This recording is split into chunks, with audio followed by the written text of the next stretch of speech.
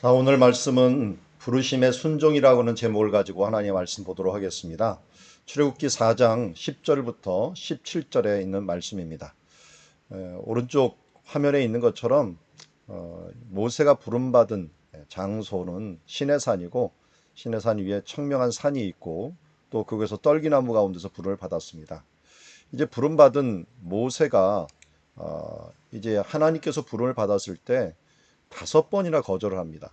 오늘은 10절에서 네 번째 거절을 하고요. 그리고 13절에서 5번째 거절을 합니다.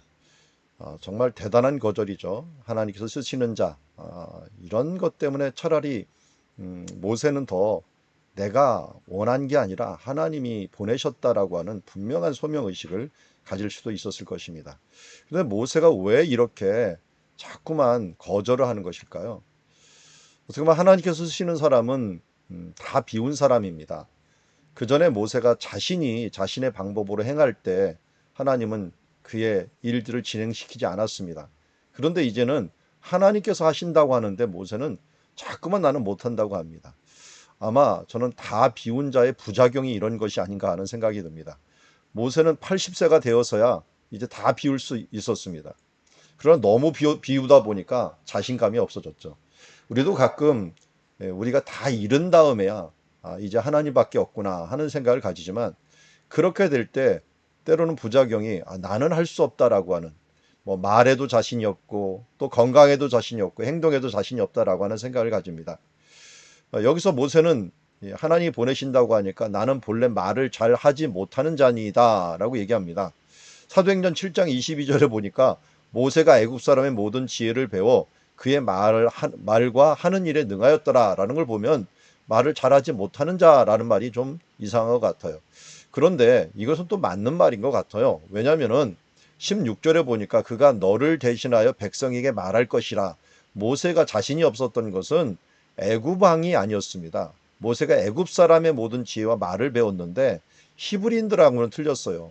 40세까지 궁전에서 배운 자라다 보니까 이 말에 대해서 백성들에게 말하는 것들이 이 뻣뻣하다라고 했는데, 이 뻣뻣하다는 것은 무겁다, 뭐 둔하다, 이것도 무겁다라는 뜻을 갖고 있어요. 카베드라고 하는, 때로는 영광이라는 말도 돼 있지만요, 무거워 갖고 이 움직일 줄 날렵하지 못하고 말을 못한다라고 이야기를 한 거죠. 이거 네 번째 거절인데요. 이때 하나님께서는 뭐라고 얘기합니까? 그에게 이르되 누가 사람의 입을 지었느냐? 누가 말 못하는 자가 못 듣는 자는 눈 밝은 자라 맹인되게 하였느냐? 나 여호와가 아니냐라고 얘기합니다. 결국은 하나님께서는 지금 누가라고 하는 것에 초점을 맞추게 합니다. 입에 초점을 맞추고 내 것에 초점을 맞추면 정말 연약한 밖에 보이지 않습니다. 내 입, 내 눈, 내 코, 내 손 믿을 수가 없습니다. 그러나 누가 이것을 지었느냐? 이 지었느냐도 원어상으로는 두었다라고 하는 샴이라고 하는 단어를 사용합니다. 자, 그러면 좀 의미가 틀려진 것 같아요. 입을 왜 거기다 두었느냐? 또 내 그 귀를 어디다 두었느냐? 왜 내가 눈을 어디다 두었느냐? 하나님께서 둔 것이지 내가 그것을 주관하는 것이 아니라는 거죠. 그래서 누가 주관을 하느냐? 그래서 11절 맨 끝에 보면 나 여호와가 아니냐라고 이야기합니다. 그래서 우리가 무엇에 초점을 맞추느냐, 누구의 초점을 맞추느냐에 따라서 우리의 삶들이 틀어집니다. 때로는 너무 나에게 초점을 맞춰갖고 내 자신감에 충만하다가 내가 무너져 버리면 이제 다 무너진 것처럼 여기는데, 우리가 하나님께 초점을 맞출 때 하나님께서 지으시고 하나님께 두심으로 말미암아 그것을 주관하게 되는 것을 보게 됩니다. 12절에 보면 아주 유명한 말씀이 있죠. 이제 가라, 내가 네 입과 함께 있어 할 말을 가르치리라. 가라라고 합니다. 가라라고 하는 말, 이 말이 보니까 생각나는 이 단어가 하나가 있어. 아포스톨로스. 아포스톨로스라는 말은 보내심을 받은 자라는 뜻인데요. 12사도를 이야기할 때, 사도를 얘기할 때 아포스톨로스라고 합니다. 보냄을 받은 자. 예수님께서도 마지막 명령으로 모든 민족에게 가서, 근데 원래 명령어입니다. 명령어라고 할 수가 있죠. 가라라는 거죠. 가라라고 이야기했는데, 근데 왜 갈 수 있는 이유가 뭐냐면 내가 내 입과 함께 있어 할 말을 가르치라. 하나님께서 입을 지으셨고 또 우리들의 혀를 지으셨기 때문에 입과 함께 있어서 할 말을 가르쳐 줄 것이다라고 말씀합니다. 그런데 이 부분들도 예수님께서 하신 말씀이 있어요. 예수님께서 마태복음 10장 19절에 오면은 너희를 넘겨줄 때 어떻게 또 무엇을 말할까 염려하지 말라.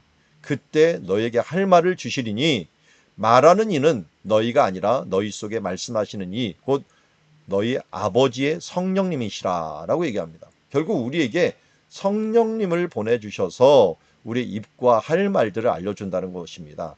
요한복음 14장 26절에서도 동일하게 성령님 얘기를 하면서요. 보혜사 곧 아버지께서 내 이름으로 보내실 성령 그가 너에게 모든 것을 가르치고 내가 너에게 말한 모든 것을 생각나게 하리라 라고 말씀합니다. 그러니 우리가 이제 갈 수 있는 힘은 뭐냐? 성령님이 함께함이 이만죠. 내가 하나님께서 우리와 함께한다는 말은 성령님이 우리와 함께함으로 이 모든 것을 행할 수 있다는 것입니다. 오늘 하루도 주님 안에서 성령님 내 입술을 주관하여 주시옵소서, 내게 할 말을 가르쳐 주시옵소서 하면서 오늘도 나아갈 때 12절 말씀이 오늘도 우리의 삶이 되고 이 세상을 이길 수 있는 능력이 될 수 있는 줄 믿습니다. 13절부터 17절까지는 이제는 다섯 번째 거절입니다. 다섯 번째 거절. 모세가 이르되 오 주여 보낼 만한 자를 보내소서. 아무리 생각해도 모세는 자신이 없었던 것 같습니다. 정말 자신이 없습니다. 한 민족을 구원하고 바로와 대결해 갖고 그들을 이 구원할 능력이 유목민 40년 생활 그냥 편안하게 양만 치던 사람이 이게 가능할까라고 하는 생각을 하게 되죠. 그래서 특히 여기 아까 말씀드린 대로 백성들과의 관계에 자신이 없었던 거예요. 저도 그럴 때가 있어요. 하나님과 차라리 뭐 바로와 대결하려면 대결하겠다. 그런데 사실은 백성들과 차라리 함께 소통하는 것들이 힘들 수 있어요. 사람마다 소통이 힘들 수 있는데 한번 거절당해 본 사람들은 그 부분들에서 나도 모르게 이렇게 거절감을 갖게 됩니다. 그러니까 16절에 보니까 너를 대신하여 백성에게 말할 것이다 라는 걸 보니까 백성에게 거절당한 것들이 여전히 그에게 트라우마처럼 남아있는 모습을 보게 됩니다. 그러자 하나님께서 그래 이 화는 내셨습니다. 노를 바라였지만 레위 사람 내 영 아론이 있지 아니하느냐 그가 말 잘하는 것을 내가 아노라 라고 얘기합니다. 하나님께서 저도 이게 성경을 보면은 왜 12사도를 실컷 훈련시켜 놓고 나중에 누구를 보내냐면 그 바울이 대부분 사역을 해요. 그리고 보면은 어떻게 보면 하나님께서는 예수님께서는 예수님의 말씀을 제자들에게 12제자들에게 줘놓고 12제자들이 말씀 가운데서 뭐 행한 거는 별로 없고요. 그 다음은 차라리 다른 사람들이 행하고서 누가 같은 사람들이 누가복음하고 사도행전을 짓지 않나. 그리고 사도 바울 같은 사람이 그 다음 뒤를 다 향하는 것을 보게 됩니다. 그런데 이런 관계를 보면 알 수가 있어요. 이게 모세를 향하여 하나님께서 모세에게 말씀을 받아갖고 그가 하나님 같은 존재가 됩니다. 어떻게 보면은 그 하나님께서 주신 일들을 가르쳐주고 행하면서 하나님 같은 존재가 되지만 그러나 그 일을 실제적으로 시행하는 사람은 아론이 됩니다. 아론. 그래서 아론이 대대로 또 제사장 집안이 되죠. 그러면서 아론은 어떻게 보면 그 지역 속에서 그 상황 속에서 살았던 사람이죠. 이런 걸 보면은 이방에서 살았던 사람은 바울이었어요.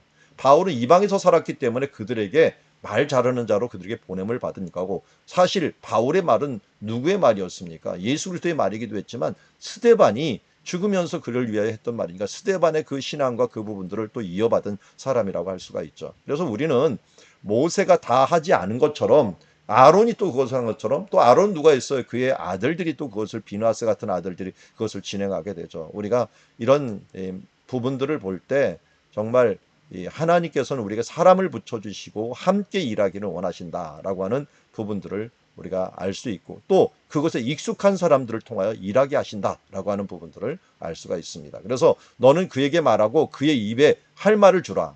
내가 내 입과 그의 입에 함께 있어서 너희들의 할 일을 가르치라. 예수님께서는 12제자들에게 말씀을 주었고 12제자는 또 뭐 스데반 같은 사람들 또 바울과 같은 사람들에게 또 그것을 말씀을 주고 또 그 사람들은 또 디모데와 같은 사람들 또 교부들과 같은 사람들에게 말씀을 주면서 우리는 이 말씀의 릴레이를 계속적으로 진행하는 사람이고 그 시대에 맞게 그 지역에 맞게 그 백성에 맞게 그 백성에게 말해줄 수 있는 사람으로 부름을 받은 사람이다 하는 것을 알 수가 있습니다. 그래서 그는 내 입을 대신할 것이요 너는 그에게 하나님같이 되리라 라고 말하면서 하나님의 말씀을 주는 자들이 어떻게 보면 하나님같이 되리라 라고 말씀합니다. 그러면서 17절에 보면 아주 우리에게 유익한 말씀, 참 중요한 말씀입니다. 너는 이 지팡이를 손에 잡고 이것으로 이적을 행할지니라. 오늘 우리 묵상 에세이에도 이 말이 나오는데요.